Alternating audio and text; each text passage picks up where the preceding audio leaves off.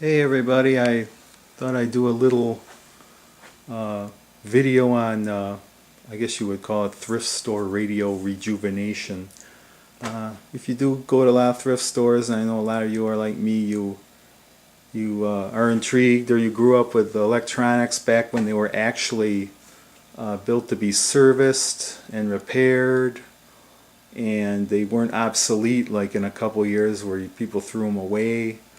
And you find that, like in the case of radios, whether they were tube radios or even the early transistor radios, that the receiver parts or the receiver sections are actually, to me, I think are superior to a modern, like a boombox type radio receiver, because on the new things, the entire receiver section is basically on a microchip on the circuit board.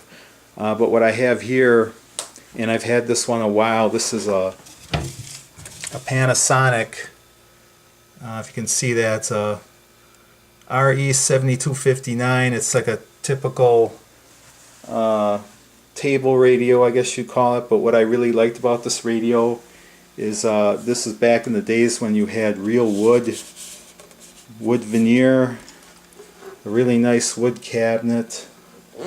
As you can see, you got a pretty serious chassis there. You got, you know, everything's pretty robust. And being that it's in a wooden cabinet, you get some really great sound out of this thing. But when I originally bought it, you know, it had the typical problems with as a radio like this ages. You have to clean the volume controls, the tuner.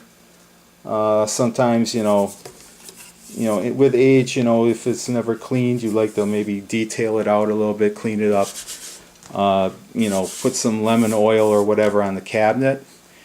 And that's what I'm going to do here, or do it again, I should say. I did it, but I never did it from the inside, would be to spray the contacts. And I usually would just, on most radios, you know, you can spray it from the outside after you pull the knobs off. And like things like knobs, after a while they build up that gunk from people touching them and never cleaning them. I'll clean those, but what I want to do here is I'm gonna clean the volume controls. Okay, this stuff is pretty. It dries really quick. But you want to, you know, try to look for any nook and cranny there that you think is going to, you know, have any corrosion or oxidation. So I'm just going to kind of do this.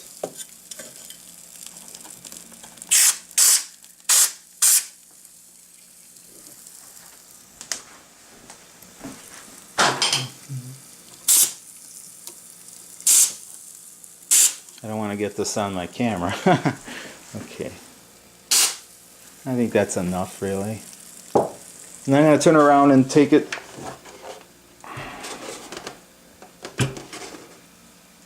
And usually for something like this, you really only need to do it from the outside after you pull the knobs off, depending on the design, how far in they are.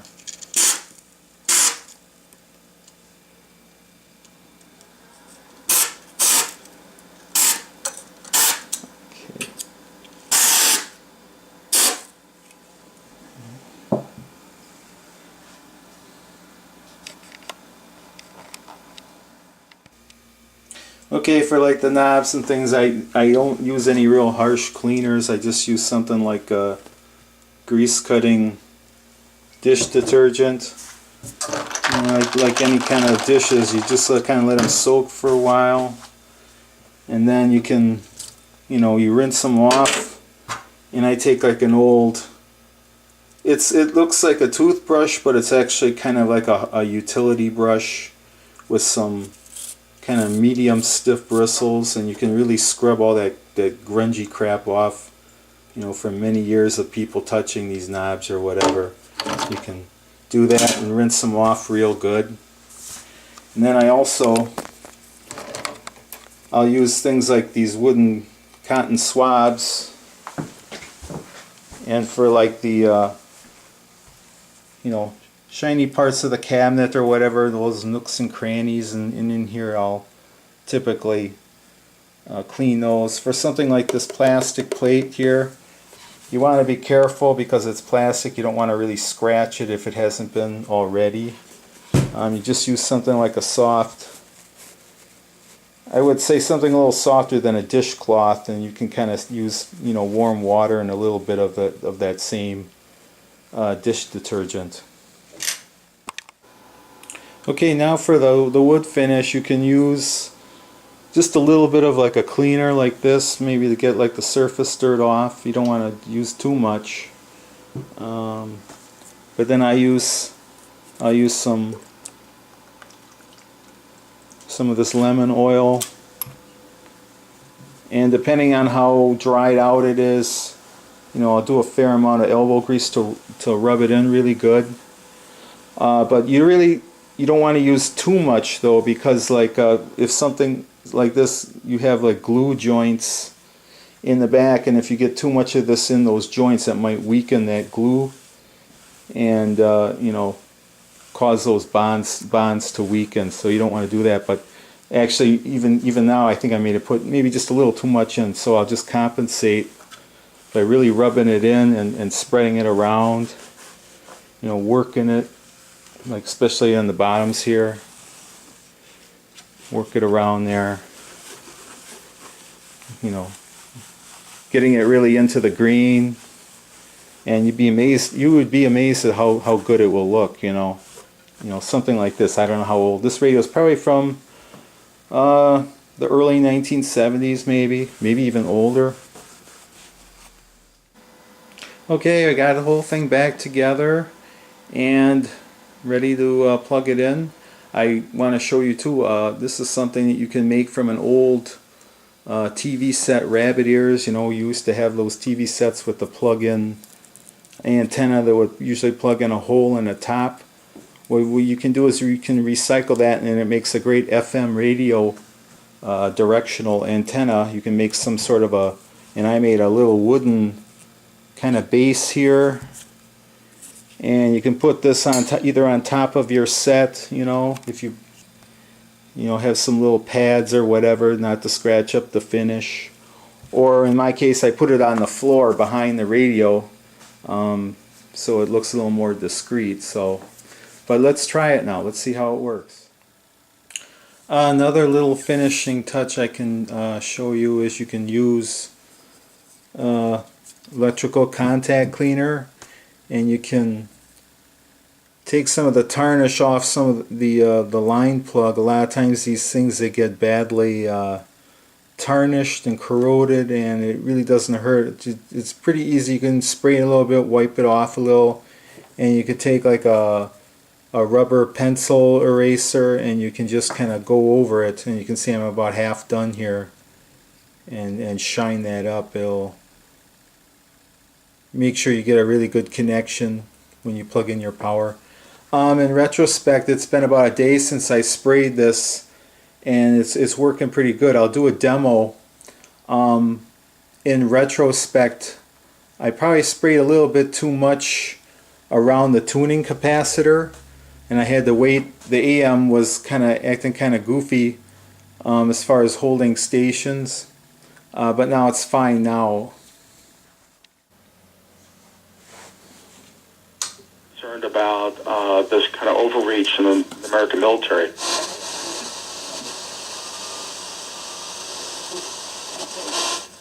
And the nominee.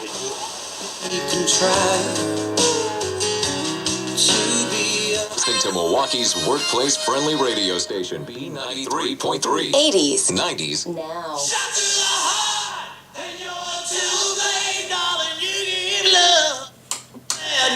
No noise. No scratchy pot noise of the switch pot.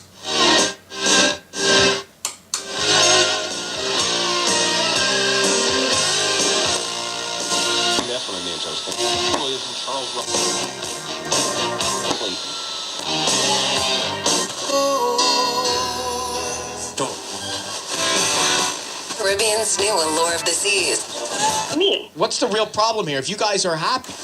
7, yeah, Milwaukee's own.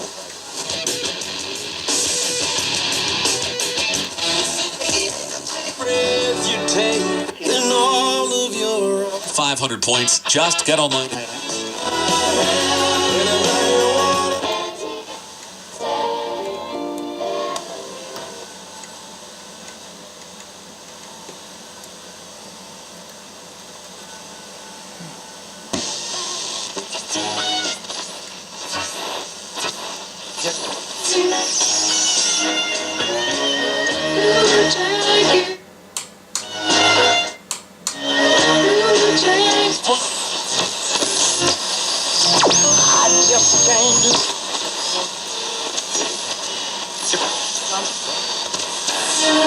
Teams are always in there. You have two teams with above average, but not top. Is running in the New York first. Tim Bishop needs to go. All of these New York For his opponents. Funtown for the kids in you, 95th and Stony Hill, Yeah, Kevin? that's the one. Okay, what? Two quick things. We had to work this weekend. Whenever the backers are on Sunday night. In the Twin Cities. Correct. Unless there's breaking. Do you believe? We're happy. So you were preparing a newscast back there, but a lot of what that newscast is. Talking last. Came here with his family, and they didn't know anybody, and they didn't know the language. And my father. So it works halfway decent. So so you can see that you know, you can take something that someone thought was non-working junk and you know, bring it back to life. So I hope you enjoyed the video, and I'll see you again real soon.